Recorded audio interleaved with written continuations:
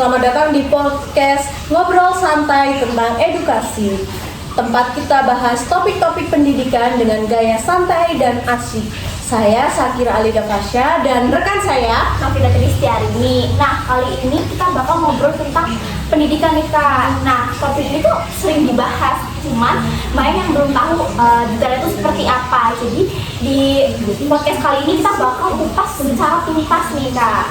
Oke Kak, jadi bintang tamu kita kali ini ada calon-calon guru yang sangat keren di masa depan nih. Betul banget. Kita kedatangan bintang tamu dari mahasiswa pendidikan guru sekolah dasar dari Universitas Igi Semarang nih Kak. Yuk kita sambut. Halo Kak. Hai. Ya, gimana kabarnya nih Kak? Baik, alhamdulillah. Kan ada istilah tak kenal maka tak sayang. Jadi Nah, kita betul kenalan dulu nggak sih Kak sama bintang-bintang kita kali ini? Ya mulai dari ujung. Paling ujung nih. Halo, perkenalkan saya Kak Izairul Jaya. Halo, saya Mutia Kanaya. Halo, saya Naila Jasmine Farnisa. Oke, baik. Ngomong-ngomong soal kuliah nih Kak, gimana nih kuliahnya? Seru? Apa?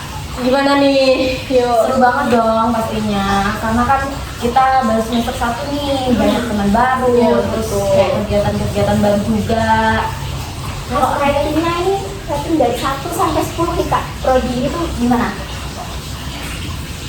9 dari 10. Iya betul, 9 dari Seru banget ya, 10. berarti ya. Seru banget nih. Oke.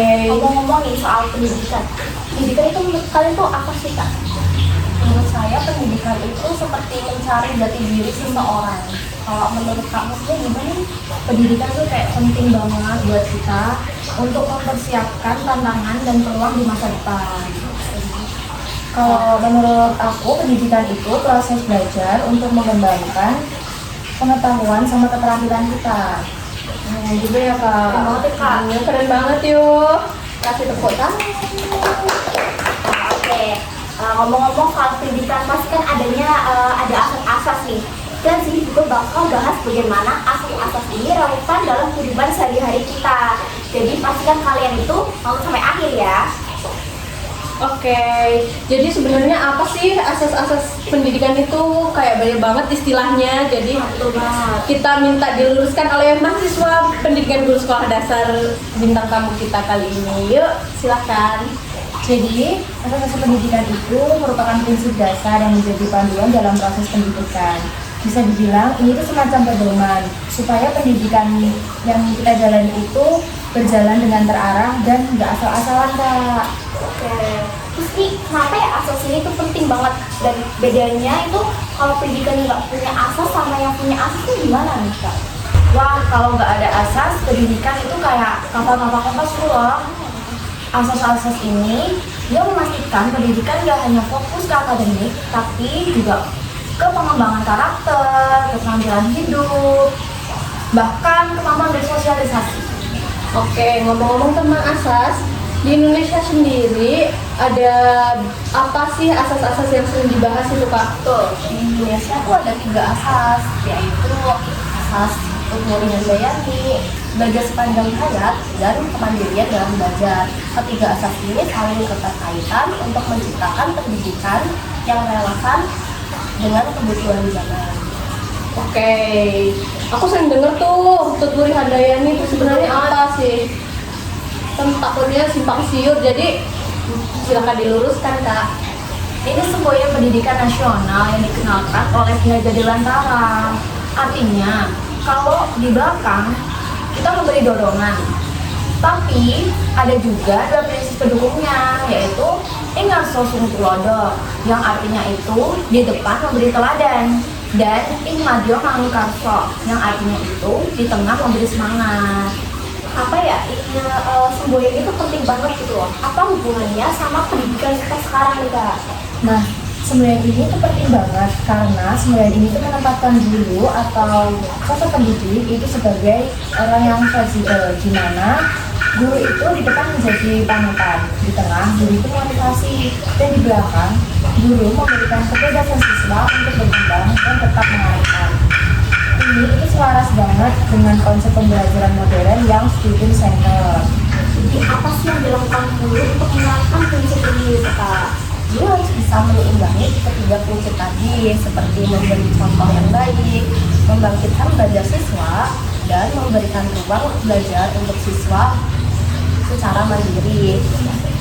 Oke Kak, jadi prinsip belajar sepanjang hayat itu gimana maksudnya Kak? Jadi pada prinsip ini itu sebenarnya mengatakan bahwa belajar itu nggak berhenti setelah kita lulus sekolah maupun kita lulus kuliah. Kita kan belajar dari lahir sampai akhir hayat. Dunia itu kan terus berubah, teknologi berkembang, jadi kita juga harus terus untuk menyesuaikan diri. Nah, contoh itu seperti apa nih Kak? Belajar sepanjang hayat di kehidupan sehari-hari. Contohnya tuh banyak banget nih, misalnya seseorang belajar dengan skill dari karirnya, atau orang tua yang belajar parenting untuk mendidik anak-anak mereka. Bahkan kita belajar dari pengalaman hidup pun itu bagian dari prinsip loh. Gitu. Kenapa sih penting banget menerapkan belajar sepanjang hayat ini Kak di kehidupan kita? Karena dunia itu berubah dengan cepat. Apa yang kita pelajari dahulu bisa jadi di sekarang itu sudah tidak relevan lagi. Jadi prinsip ini membantu kita untuk tetap kompetitif, relevan, dan terus berkembang sesuai dengan zaman. Kalau kemandirian dalam belajar itu maksudnya seperti apa nih Kak? Nah, kemandirian dalam belajar itu kemampuan seseorang untuk belajar dengan inisiatif yang dari dirinya sendiri, Kak. Jadi tanpa harus terus-menerus bergantung pada guru. Ini tuh tentang bagaimana siswa itu bisa mencari informasi, mengatur waktu, dan memotivasi dirinya sendiri untuk membangun semangat belajar, Kak. Oh begitu. Dalam menerapkan asas-asas ini pastinya banyak sekali tantangannya ya Kak. Menurut kalian apa itu tantangan yang Sering muncul gitu ya dalam penerapan asas-asas pendidikan ini? Tantangannya tuh banyak banget nih, Kak. Salah satunya budaya ceramah satu arah yang masih dominan. Guru cenderung menjadi pusat sehingga siswa kurang dilatih untuk belajar mandiri. Selain itu, tidak semua siswa punya motivasi kuat untuk belajar tanpa alasan.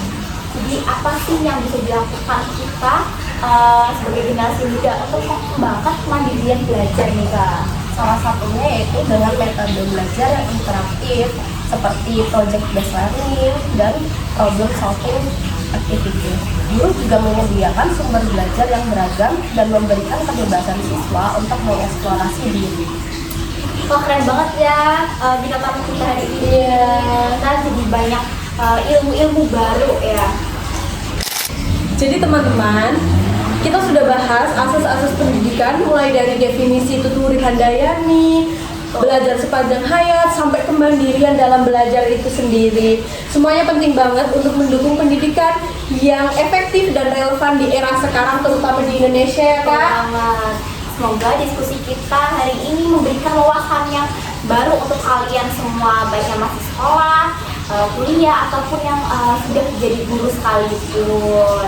Oke, terima kasih udah mendengarkan podcast kita. Sampai jumpa di episode berikutnya di Ngobrol Santai tentang edukasi. Stay curious and keep learning. Bye teman-teman.